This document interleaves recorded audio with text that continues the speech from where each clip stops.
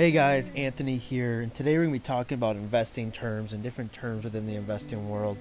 I feel like this is really important because there's a lot of weird terms out there that people hear and don't completely understand what they mean or the purpose of the words, and it sort of creates this barrier between the average person and these guys up on Wall Street where they throw around these terms, even how simple they are and how basic they are. It sort of scares away people, and they do it on purpose to create this like scare within people that they can't do this so they have more control.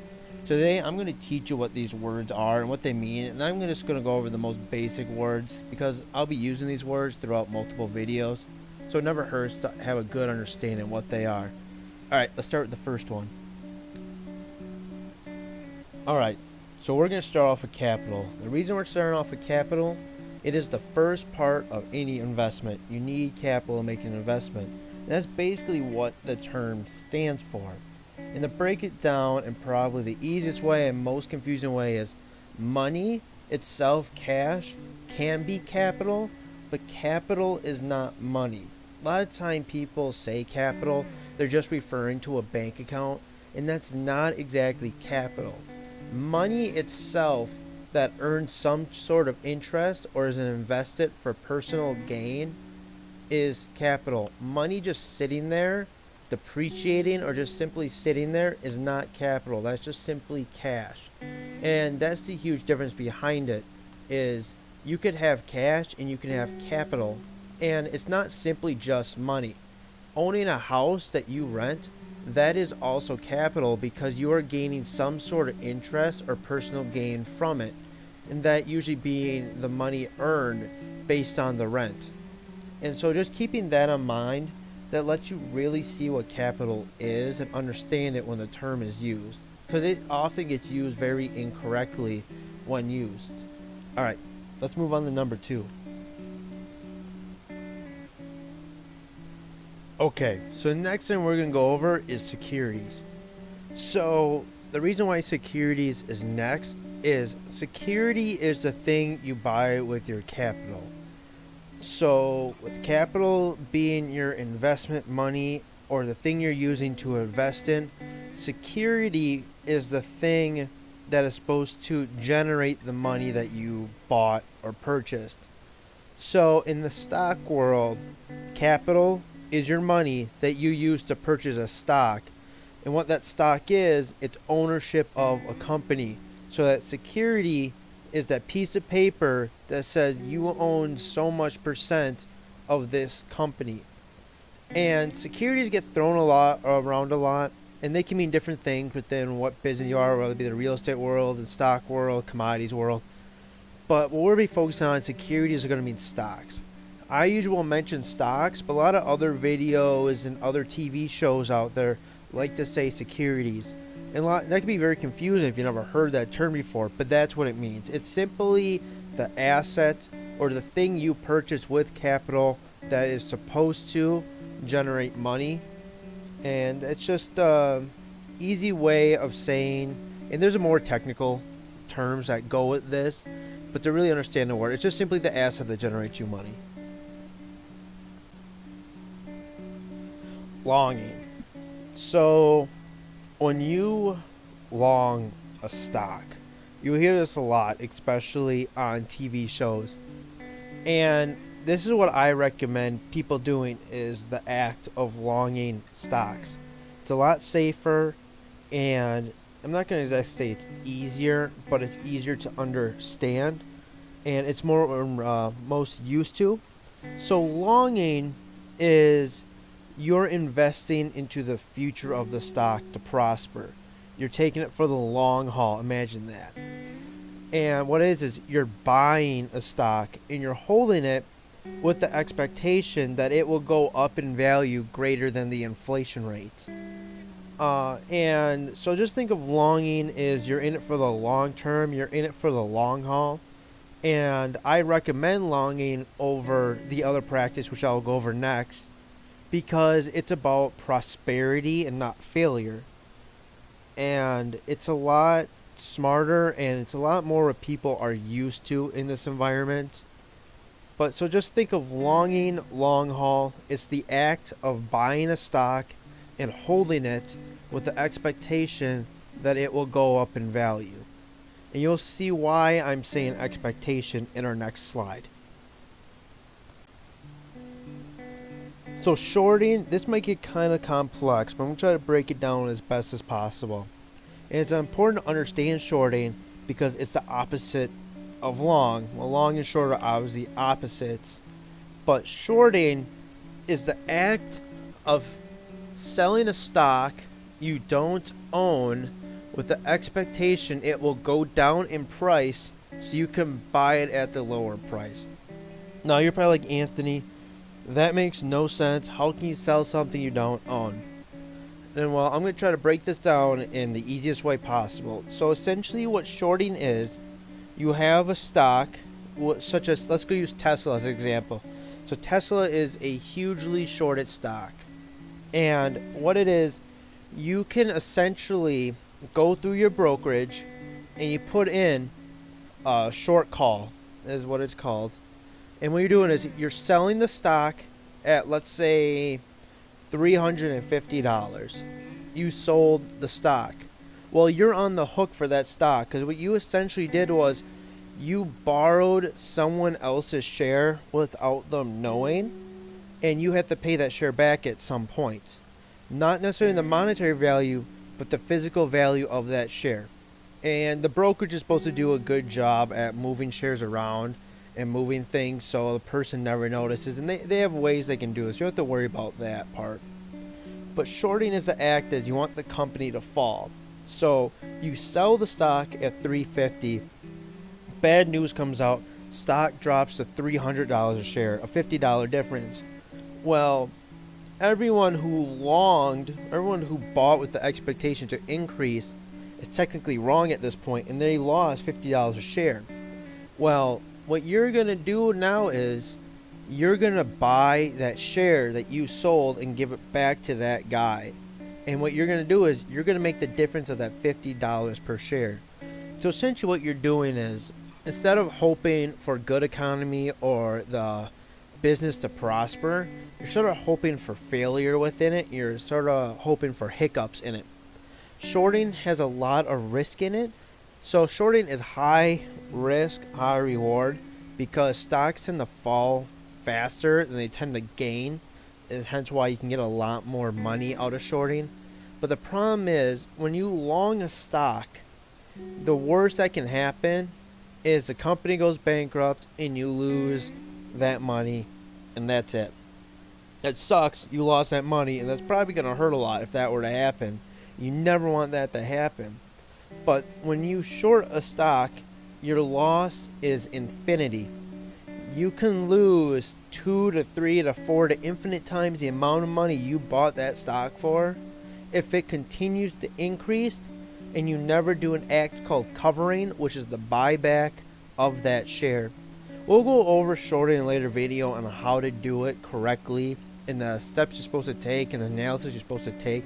But I just want to go over the term because you'll hear it a lot, and you'll hear it a lot if you're looking at ways to make money quick or the life of a day trader, or a lot of day trader guys do shorting. So you hear if you're looking up day trading stuff or like how to be a day trader and this and that, you'll hear them talk about shorting a lot, and that's what it means. Like I said, I really do not recommend it for the beginning investor because it takes a lot of technical analysis, there's a lot of risk, and there's a lot of emotion and understanding how things work. So that's why it's going to be a way later video before we even go over shorting and how to do it, because I want to make sure you guys have a fundamental understanding of the stocks.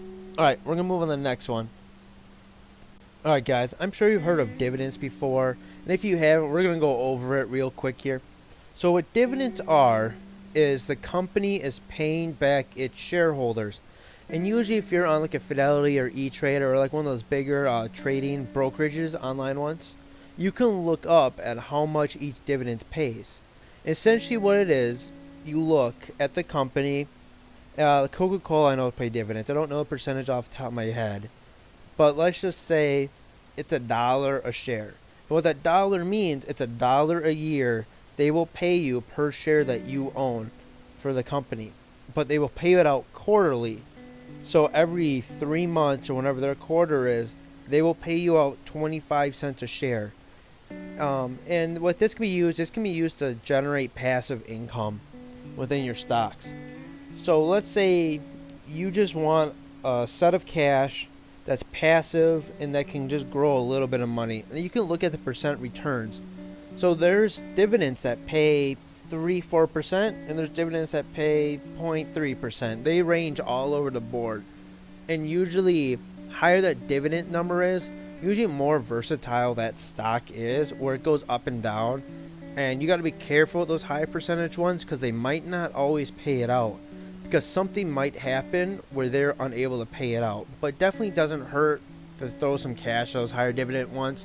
It doesn't exactly happen often, but it's something just to be aware of. If you're really unsure of the company and you're really only looking at the percentage, make sure to know the company and make sure that it can stick around and continuously do that. But dividends is great to earn you that little bit of extra cash if you just want to have some safe stocks set aside while you're doing a little bit more risky stocks. So you constantly have cash coming in, even when you have a bad month or so or bad quarter, you still have that money generating in it to sort of off some losses that you have. Okay, now the time to go on the next one.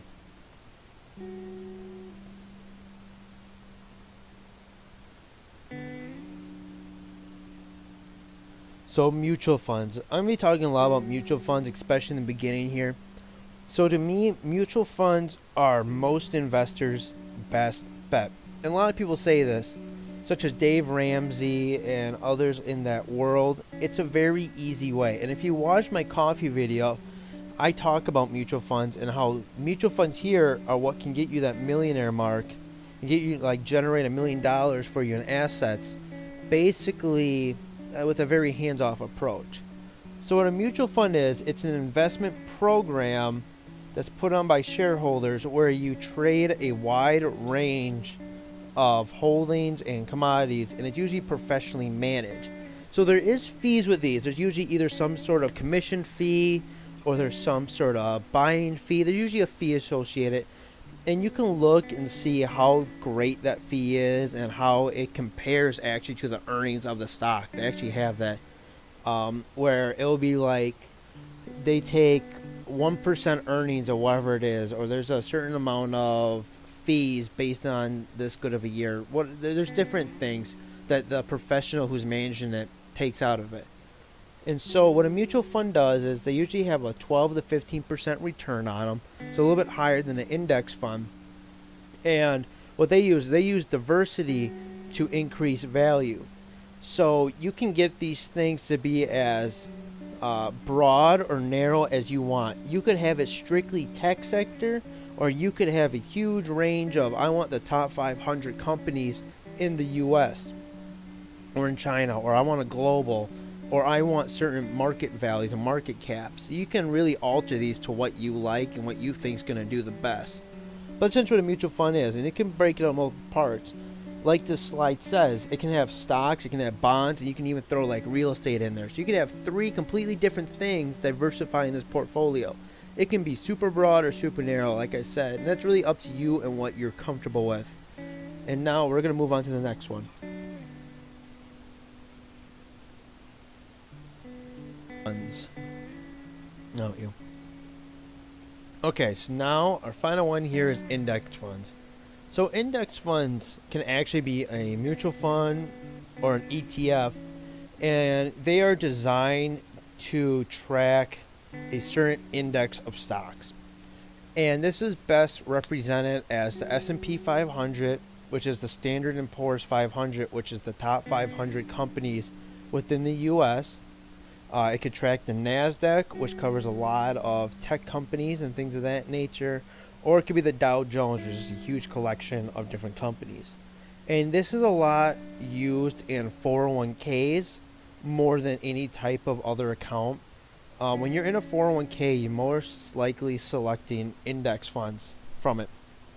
And what these index funds are is, like I said, it's just a huge group of stocks. And as this image is showing, it's essentially showing each color is a different amount that you owe of that certain stock or that certain commodity.